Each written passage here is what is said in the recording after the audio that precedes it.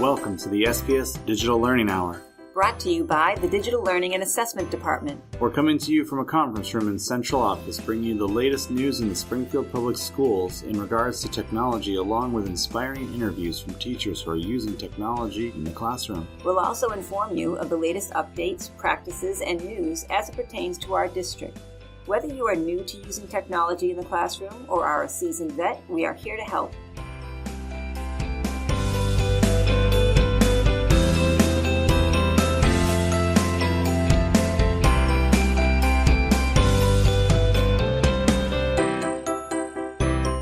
Welcome back, everybody. I'm your host, Mike Thomas. I'm SuzanneSPSDLA. I'm Brendan Reed. In case you missed it, the latest blog post is out, and it's all about how to use TED Talks in the classroom.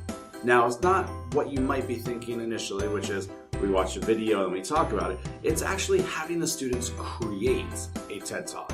And so the blog outlines a few different ways in which you can use your classroom activities to help create a TED Talk for the students.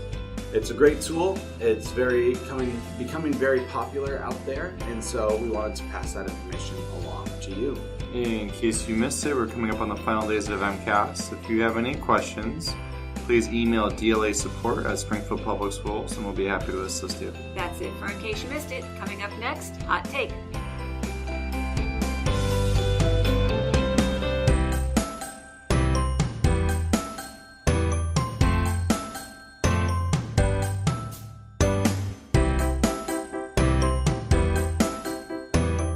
So for this week's Hot Takes, we're going to take a look at something that you're doing right now, which is listening to a podcast. We're going to look at how podcasts apply in the classroom, how you can do them with your students, and even a bunch of sites that have great podcasts or great podcast lists for you. I can promise you that the three of us have not listened to every single podcast on every one of the lists that we'll get to at the end, all the listicles, but we do encourage the use of podcasts. They are very popular. So to start out with, you might want to be asking, well, you might already know, but just in case you don't, simply put, a podcast is talk radio, but on demand.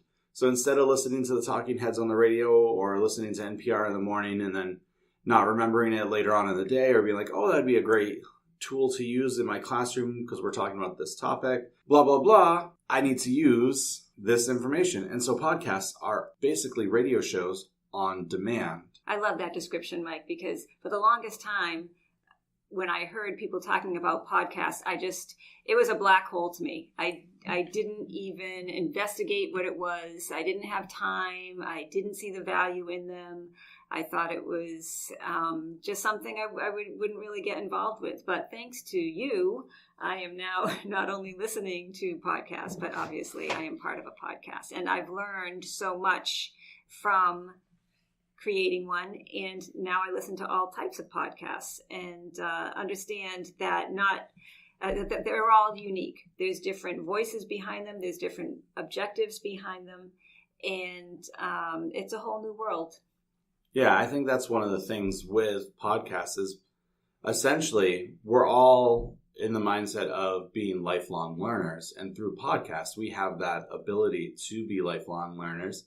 And another great part about it is you can learn something, you could disagree with something, and you can interact with whatever you're learning too. So, yeah, Suzanne, my trajectory in terms of understanding podcasts has followed yours as well. I think both of us are very new to this whole process at the start of this year, but credit to Michael for introducing us to the concept and getting us on board. Now I listen to podcasts almost daily, whether it be instructional or about sports or entertainment or whatever. It's the on-demand factor for it really does fit into our day and time, and I can't be more appreciative to Michael for bringing us on board. Yeah, I think about like when the news comes on a long time ago, as in like 10 years ago, which is totally not a long time ago, just for those that are listening and starting to be like, what is he talking about? Like 10 years ago, when we would go to watch the news or listen to the radio station or radio news or television news, we were very limited. We had to either be watching it when it was happening live or we could catch a rebroadcast of it at a later time. I know around this area, it is ABC and Fox, I believe. They share the same news program, Western Mass News, And so if you miss it at 10 o'clock on Fox, you can catch it at 11 o'clock on ABC. And so like those types of practices are starting to lose their luster because we can go online and anytime pick up that information. And Brendan, you brought up a really good point when you were talking about the ones that you listen to. There is so many topics out there for podcasts. I know when we get to the listicles later, it was just list upon list, and I'm like, haven't heard of that. Didn't even think that would be a great idea for a podcast. I know like you can see like on Spreaker, like all the education podcasts, there's like how to learn German. I'm like, oh, I can learn German through a podcast. Right. And I like your analogy, Mike, to the talk radio piece, because that's an easy way for people to understand it. Different podcasts is just like changing the station on your radio. If you don't want to learn German, you can switch it to a station that teaches you French, or you can switch it to a sports station, or obviously an ed tech station. Oftentimes without the advertisements, right? So yes, obviously one of the biggest takeaways for me is if I'm on a long ride or I'm going somewhere, I'll download a podcast from iTunes. That's a plug for Apple, which I'm sure they don't need, and be sure to have something to listen to. And it's so much more informal than just listening to the same songs over and over again on the radio, the same, Bob's Furniture ads. So I really do. I enjoy being able to, again, delve into the many topics and have something to listen to. Right. And another advantage to podcasts is, besides the fact that you can listen to them anywhere, anytime, you don't have to listen to the whole podcast. So I've started many. Won't tell you which ones, but I might get 10 minutes into the podcast and decide, you know what, I'm not really interested in this topic, or this person's voice is annoying me, and I'll just stop it and I'll switch to another one and completely enjoy it. Again, Michael touched on it at the start, that on-demand service of it just feeds our culture today of just yes or no, right? There's no real gray area. So if you want to listen to something and you like it, you will, and if you don't, you won't. So podcasts are a great tool for learning and for listening for our ears, especially if you're tired of the same 12 songs on the radio. Or the bunk bed world commercials. As a teacher, though, what are some ways that we can use podcasts to help our students grow in their depth of knowledge? Well, to kind of get us started, the storytelling aspect of podcasts, it was something that I saw recurring throughout the articles that we were reading in preparation for this recording today. I just think back to when I was a youngster and just kind of fell in love with the thought of storytelling and being able to kind of create and follow along. And, Michael and I think we discuss movies about every day or every other day and just talk about character arcs. And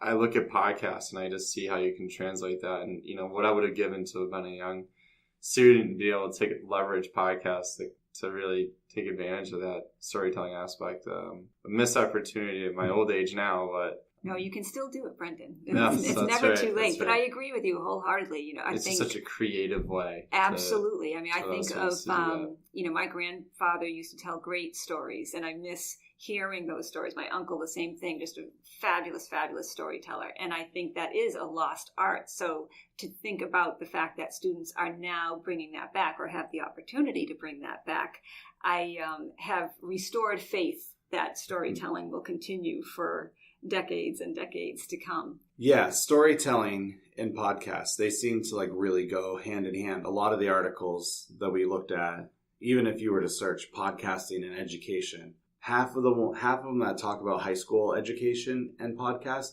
all mention things like Serial and Criminal. And these podcasts, I don't know if any of you out there have listened to them. I don't know if you guys have listened to them, but they are basically true crime stories, and it walks you through. And I believe even one of those two actually got somebody who was wrongfully imprisoned out of prison because of the storytelling aspect of his whole events of his life, which led him to prison, were retold in a story format. That one, as I read more about it and even listened to it, it reminded me of back in the 40s when everybody, before television, they would all gather around the radio and listen to it. And I feel like there's the Orson Welles story or Twilight Zone where they talked about the world was ending. War of the Worlds. There we go. You know it well.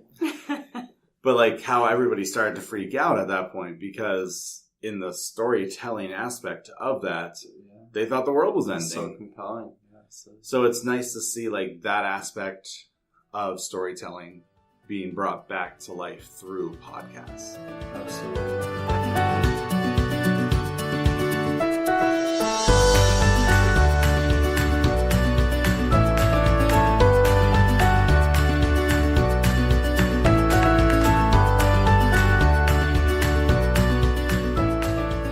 Well, thank you for listening in on our conversation about podcasts and how to do them and lists and all of that. We hope that you gained a lot from it. I know from our research, we all feel like we learned more now than we did before we spent the time looking it up.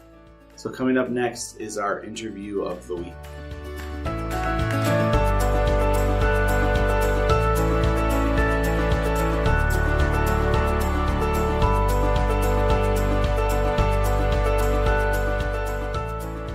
So this week our interview was with Sarah Truoiolo, who works for the academic side of the math department. She's one of 2 people who everybody looks to in the district for help with teaching math. So take a listen to her interview and we'll be right back.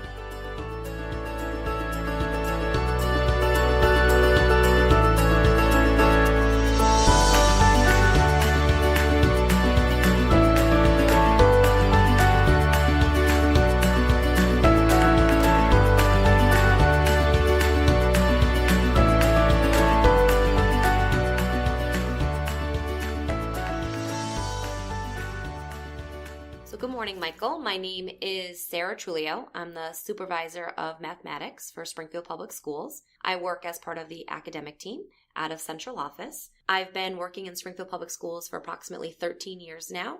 I was a classroom teacher at Frederick Harris, where I taught 2nd and 3rd grade. I was then a math instructional leadership specialist at Balliet Elementary School, and I've now been working here for approximately 4 years. Let's start with first your time in the classroom and what kind of technology you used.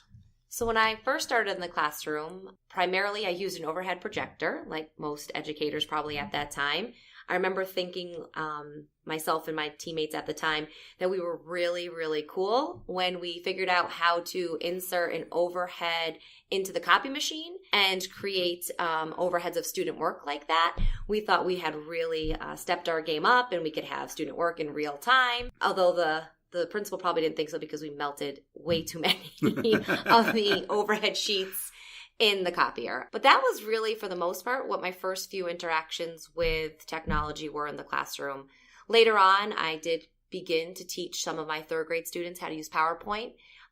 Primarily in social studies, we had a unit on the New England states, and some of my students would, or all of my students at that point, would be divided into groups. They would do some research on each of the New England states and create small PowerPoints that I then shared with families. But primarily, it was my overhead and a little bit of PowerPoint at that point in time. And so this was over at Frederick Harris. Yes.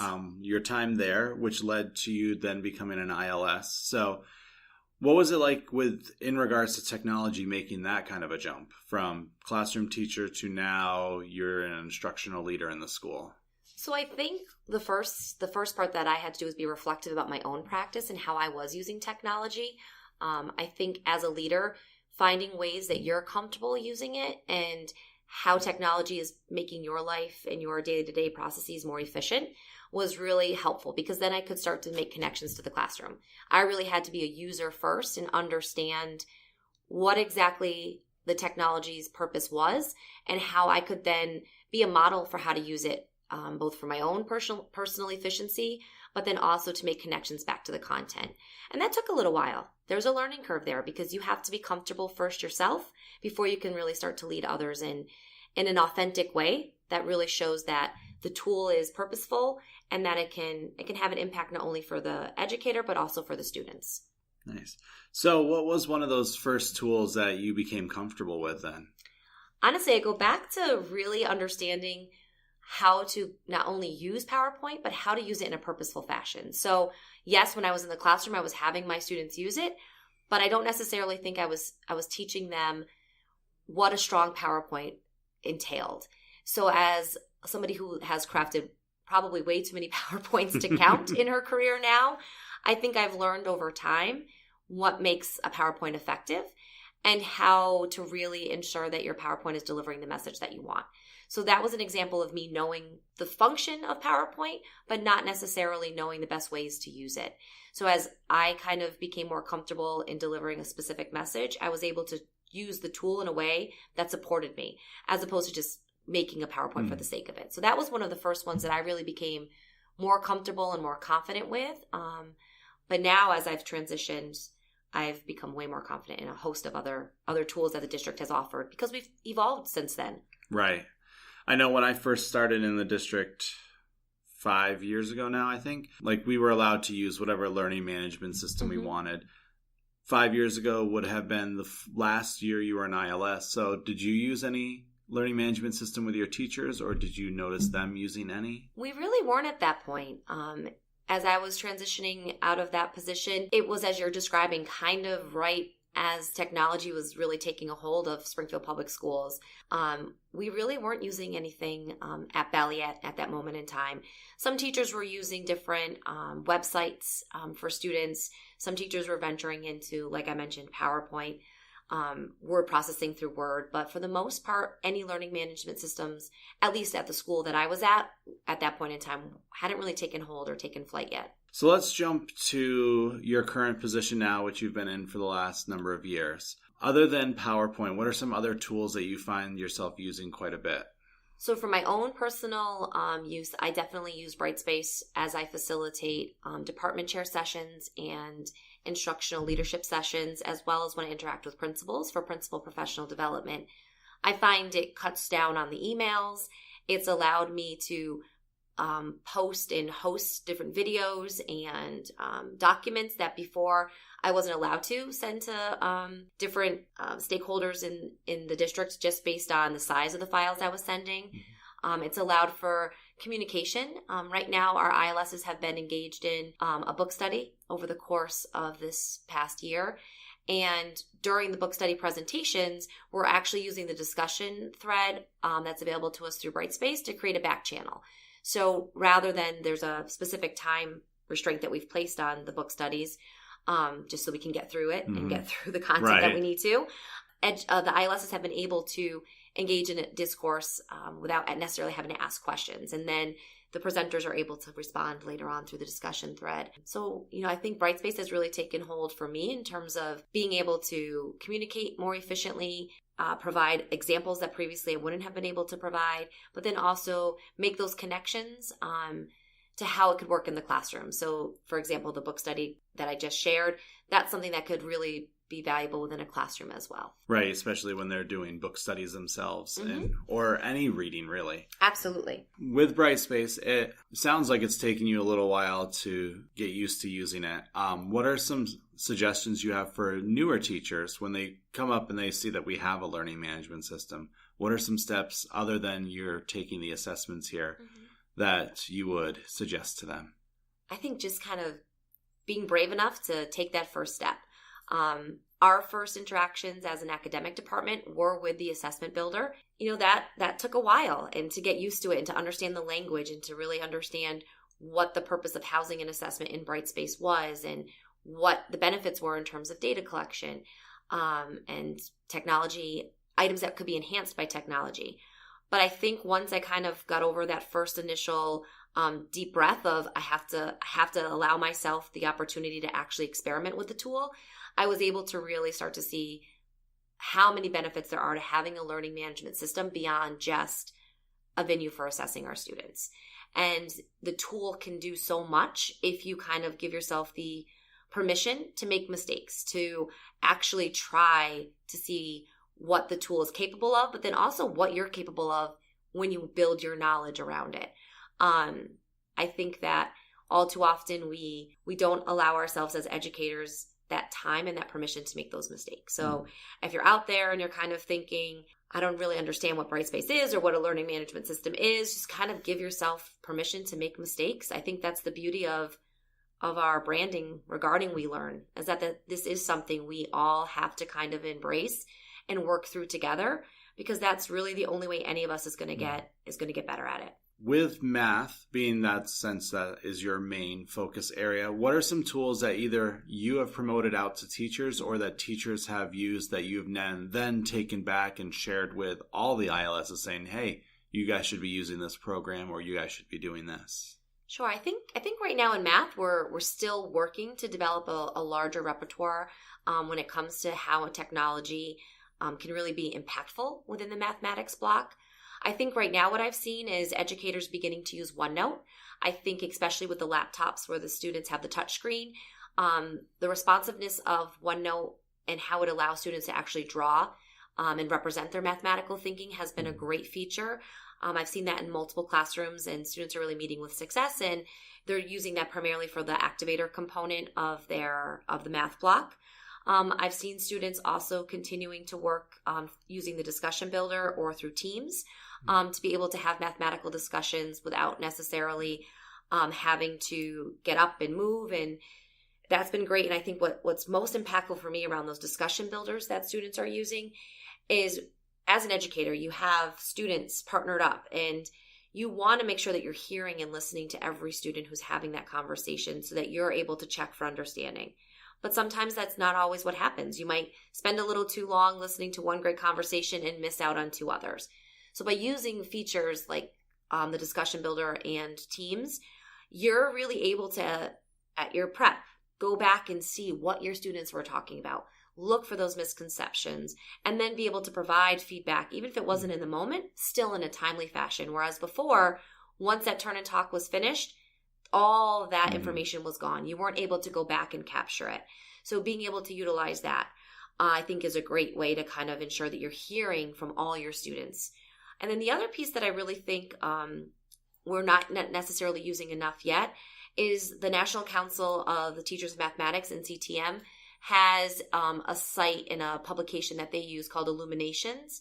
And that really provides tech-enhanced lessons, tools related to mathematics that allow educators to kind of get a sense of how can math be connected to technology rather than technology being connected back to math. So trying to look for the ways that the tools can support our content rather than necessarily how can our content support the tools. So I think that that's a great site that educators could get out and really start to look at, as well as the math tools from Envisions. Envisions does have some great technology enhanced lessons that are found within the student books, but then they also have math tools where you can use number lines, use part whole models. There's a good amount of resources there that are helpful for students and are available already loaded on their laptops. So those are a lot of great tools. I know when I was teaching, I constantly was telling other teachers the online Envision stuff is really good for the technology tools, and in some ways better than some of the lesson stuff that you would get because it's more engaging for the students. Absolutely. They do, and they, like I said before, they do have in the manual itself and in the students' books, they will call out certain lessons that are meant to really help students engage with technology. So those are great for students to be engaging with. So I know one of the things that you didn't bring up, but that is very popular in the district right now is iReady. And from what we've talked about with some teachers who have discussed it on here with us, is all about the proper use of iReady. So as a person in your role, how do you see iReady being effective, and what are some ways that teachers can be effective with it? Sure. I think the key with iReady is using it probably more in a centers model or in a rotational model. I think if you can make that a consistent center for your students, we'll definitely see the usage that we need to generate as a district to have an impact. I know some programs that have been purchased previously don't necessarily encourage students to have a notebook or paper, and iReady does. So I think in making sure that your students are well prepared to actually engage with that content so that they have paper and pencil and can work through the math, I think that's another huge win for students if they can actually be given the materials they need to document their thinking, even though the content is coming from a computer. I think then it really becomes what we do with the data that iReady is generating. So any tool is only as good as the analysis that we're then providing after the fact. So iReady has a variety of a variety of reports that are generated from their assessments, that as long as we're continuing to dig in during professional learning communities and talk to our fellow colleagues and our ILSs about, that's really where we're going to see the traction. My biggest fear with anything like an iReady is that it becomes, for lack of a better term, excuse me, a babysitter. And we don't want technology to ever take over the role of an educator. We want technology to support the role of an educator so that they have a greater impact on our students. So one thing that iReady does do is after a student has misstepped a few times in terms of their performance, it will shut certain domains off. So I think monitoring the program itself is really impactful.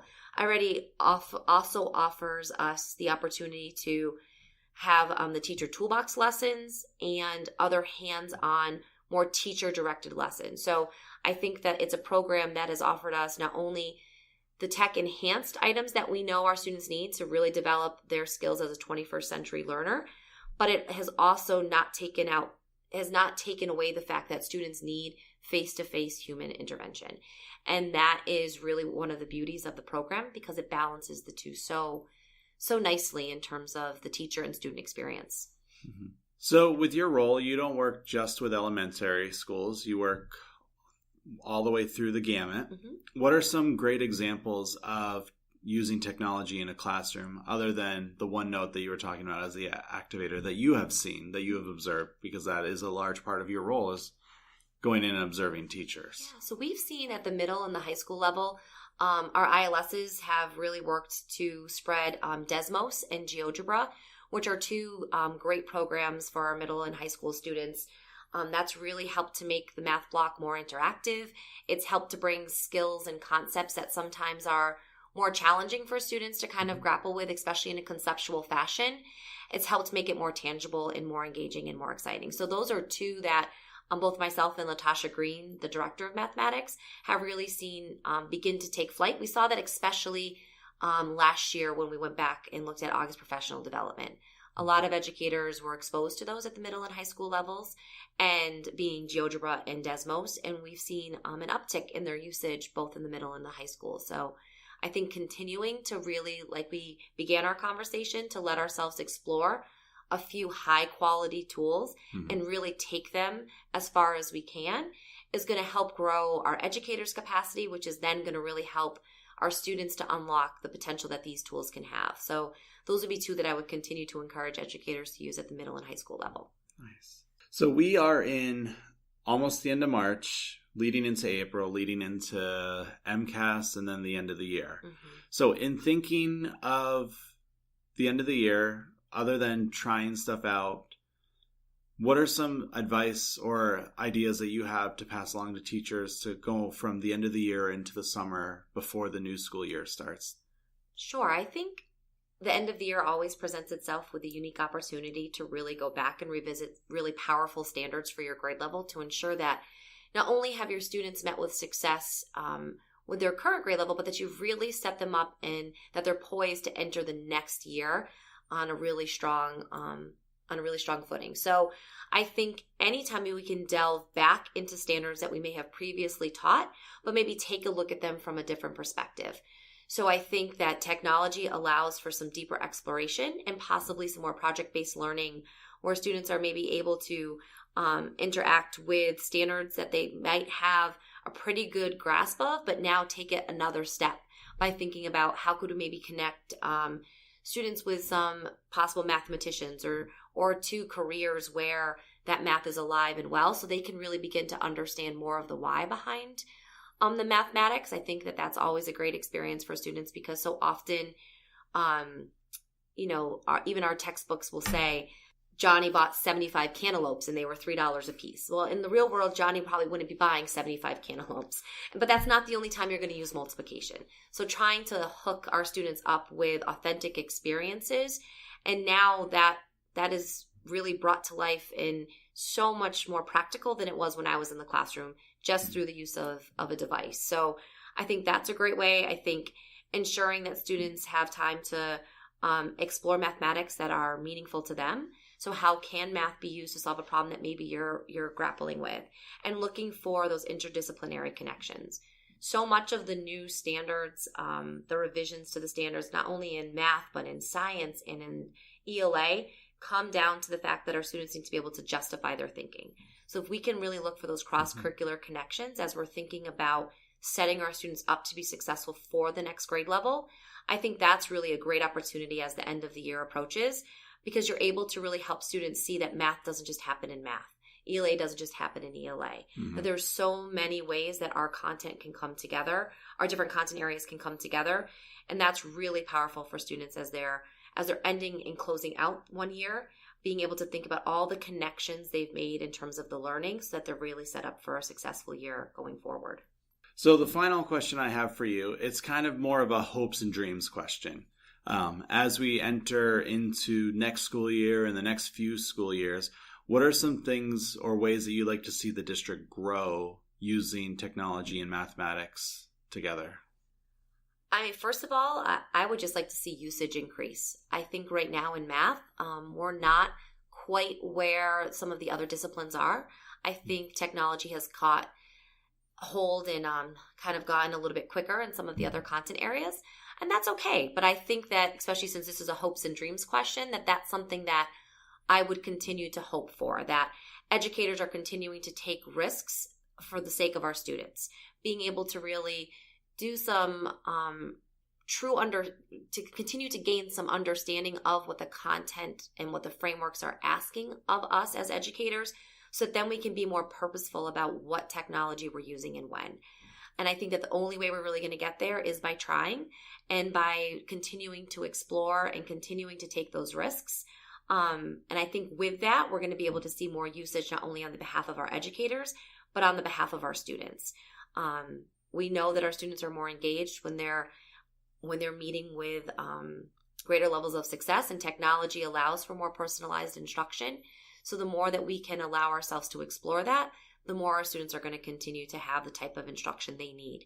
So I think that as we continue to go forward, to really allow ourselves that opportunity to explore technology, not only for our own personal efficiency, but for the purpose of meeting the needs of our students. And the more we get to know our standards and our individual frameworks, we'll be able to match technology with the content in a really meaningful fashion. Well, I just want to thank you again for today, taking some time out of the middle of your day here to spend with us. I hope this has been informative for all of our teachers. And again, I want to say thank you. And thank you, Michael, for continuing to keep technology at the forefront and for trying to reach out to different individuals to make sure that we see that intersection and how technology can really support across a variety of content areas. Well, thank you. Thank you.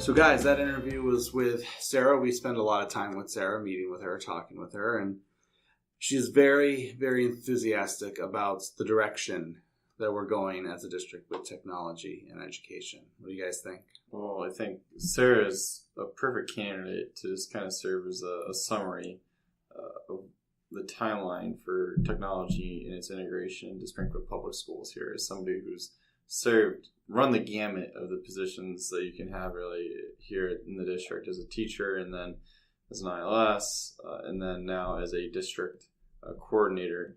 She's really seen the transition, and she's been able to see the different facets that we integrate technology. So to hear her talk about, just in her early days, creating PowerPoints and really just seeing the upstart and where we're going and how fast it's changing, and to hear that, like you said, Mike, she's positive about her outlook. It's really encouraging. Suzanne? Right, and I'll go back a step, Brendan, not just the PowerPoints, but the overhead projector, because you guys are probably too young, but I do totally remember the overhead projectors. No, and when I student taught, that was one of the schools, that's what we had to do. Yes, Totally I do broke remember a copier while student teaching. But I loved her point about the PowerPoint, that it isn't as simple as just creating a PowerPoint. You have to be sure that you're using it in an effective manner, that it's going to be purposeful for your students. And she has reflected upon that, and she understands that that's something that teachers need to master themselves. It's a two-step process. One, learn how to use the tool, feel comfortable with it, and then think, okay, how can this be purposeful in my instruction? Yeah, PowerPoints are always one of those tricky things, because I know I've sat through a number of presentations from people from all over the gamut, and there's ones that use PowerPoint well, and then there's others who the PowerPoint is just their reference for you to listen to what they're exact word for word exactly saying. Like, so there's a fine balance of like not too much information, but not being like sparse of information so you can't follow along, and not having it's like exactly what you're going to say. Well, and understanding how to translate to a classroom of, 10-year-olds is completely different than to a group of adults, obviously, right? Mm-hmm. So crafting and being able to present instruction in a way that's, able for a student to digest, as opposed to just a bunch of information that leads to nowhere. It's really good to hear Sarah talk about how she put a lot of thought into the creation of those materials.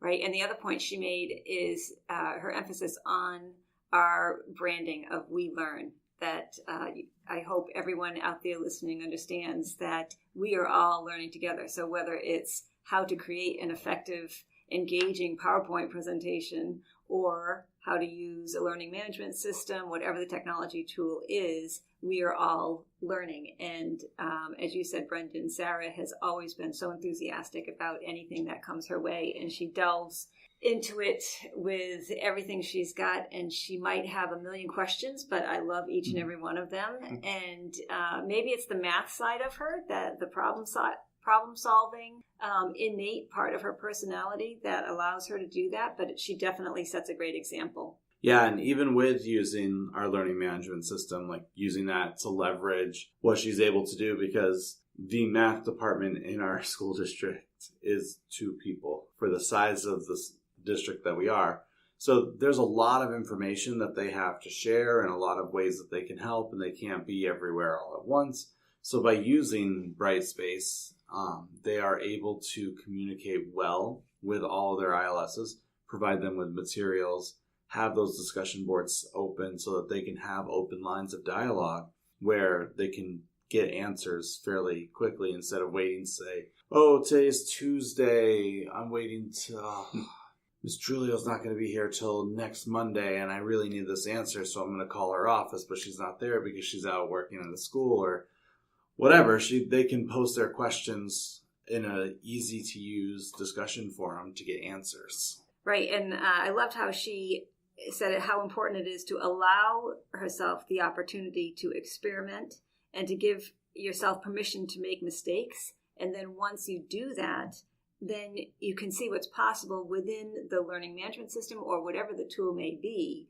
Once you allow yourself all of that time, then you can see what's possible. And that's where her enthusiasm comes from. I clearly remember sitting with her going through some different tools in Brightspace, and she would say, oh, that means I can now do this. And then she would play around some more, and she'd discover something else that would be fabulous for her team. So hopefully that enthusiasm spreads throughout. Mm-hmm. Especially like with OneNote being like one of their newer tools that they're using, and just how she can see that being used well in the classroom. I think that's one of the nice things with talking to ILSs and directors, is that they actually get to spend more time in the classroom than we do, because part of their job is to evaluate teachers and to help teachers grow and improve. And so in some of the classrooms that she sat in, she talked about their students' use of OneNote and how it's like really great for math because they can write it all right there on the computer.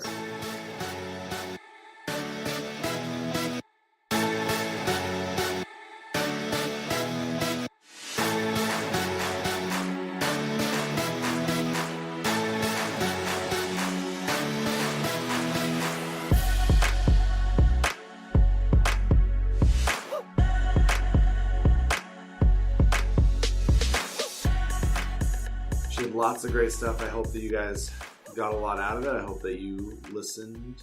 And if you need to, you can always go back and listen. That's what's great about podcasts. That's why we're talking about podcasts for the next few weeks.